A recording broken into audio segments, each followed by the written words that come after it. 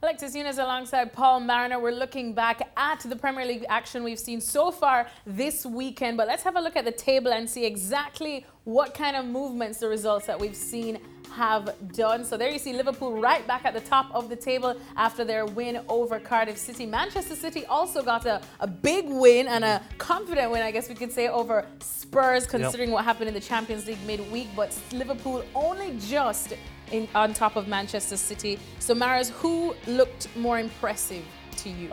I think at this stage of the season, it's not a question of who's the most impressive. Both games were very, very difficult for different reasons. You've got Manchester City playing Tottenham 70-odd hours after they got knocked out by Tottenham in the Champions League.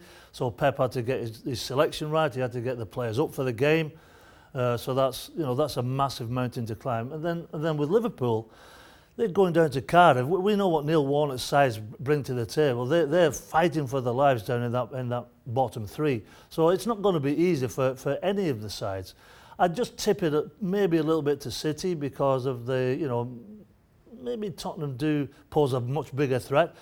And to be frank, they did pose a little threat because in that first half they maybe could have had two or three goals. So maybe just tip it to City, but it's fascinating running. All right, well, let's look ahead now to the future in terms of who could lift the Premier League title come next month. Maras, we're looking at their upcoming fixtures. Let's start with Liverpool. So they have Huddersfield away. They have Huddersfield at home, rather, Newcastle away, and then Wolves at home. City have that little matter of the Manchester derby coming up, then Burnley, Leicester, and Brighton. Well, the only banana skin that you would think, well, let me rephrase it. Before the games today would have been Manchester United. Yes. Manchester United, if they play anything like they did today, they'll get absolutely annihilated by Manchester City. And that'll be dreadful for the fans, be dreadful for all United fans. But then City would need Liverpool to find their banana skin. So who would it be for them? I don't see one. I really don't. I think that this is going to come down to who holds the nerve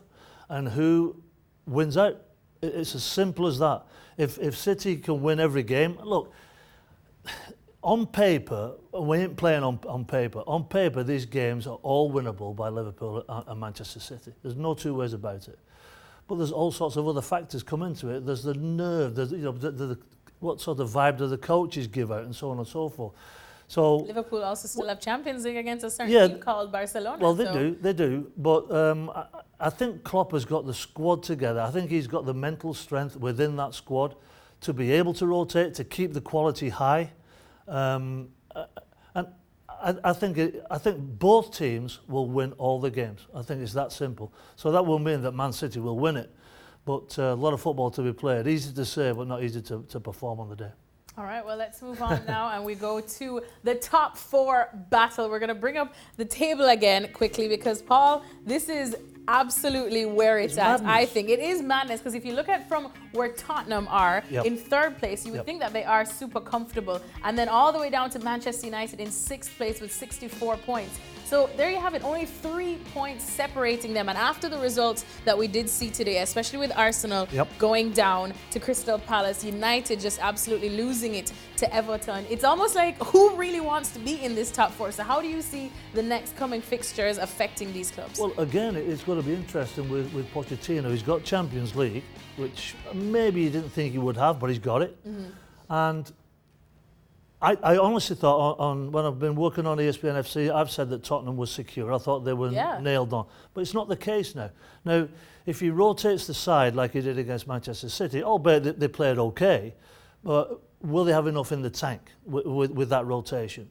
So now the scrap sort of, it becomes a little bit more difficult because I thought Manchester United, and I know you're a big fan of United, I thought they were done, dead and buried, but they're not. They're not. So if Solskjaer can get them into automatic Champions League place, then, job well done. Then he can sort his squad out. But the Arsenal, they lose 3 points today. And they shouldn't have lost 3 points today. I firmly believe it was because of team selection.